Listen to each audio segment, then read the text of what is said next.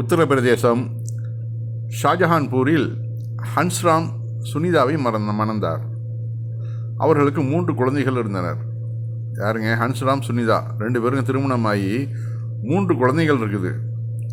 இதில் ஹன்ஸ்ராமோட நண்பர் அடிக்கடி வீட்டுக்கு போயிட்டு இருந்திருக்கிறார்.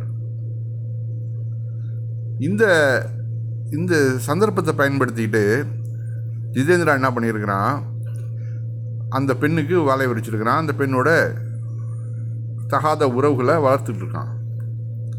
இதில் 2 பேருக்கும் அதிகமான ஒரு அன்பு வளர ஆரம்பித்தோடனையும் இதுக்கு எதிராக இருக்கிற கணவனை கொல்லணும் அப்படின்னு சொல்லிட்டு இந்த ஜிதேந்திராவும் சுனிதாவும் பிளான் பண்ணுறாங்க. என்ன பண்ணுறாங்க, ஒரு பார்ட்டிக்கு அரேஞ்ச் பண்ணுறாங்க. ஒரு மது விருந்து ஏற்பாடு செய்கிறாங்க. அதில் ஹன்ஸ்ராமை அதிகமாக குடிக்க வச்சு பின்ன ஒரு தலையணையை வச்சு மூச்சு திணறடிச்சு அவரை சாவடிச்சிருக்குங்க இந்த 2 பேரும், காதலனும் காதலியும். இது உடனே என்ன பண்ணுறாங்க, ஹன்ஸ்ராமோட உடலை ஒரு நீல நிற ட்ரம்மில் வச்சு கல்லை வச்சு மூடிட்டு 2 பேரும் தப்பி ஓடிடுறாங்க.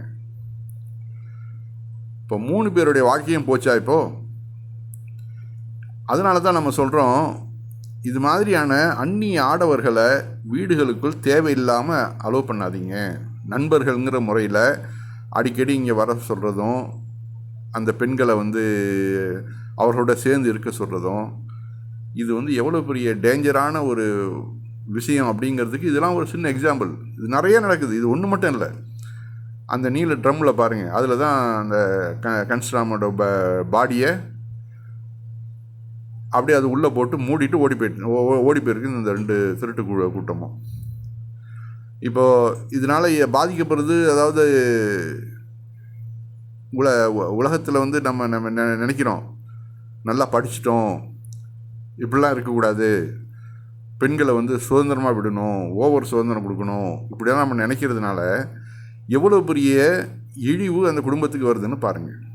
இன்றைக்கி அந்த 3 பேருக்குமே பெரிய பிரச்சனை. 3 பேருடைய வாழ்க்கையும் போச்சு. அந்த 3 குழந்தைகள், அது அவர்களுடைய எதிர்காலத்தை நினச்சி பாருங்கள். தந்தையும் போயிட்டாப்புல, தாயும் இன்னொருத்தனோட ஓடி போயிட்டா.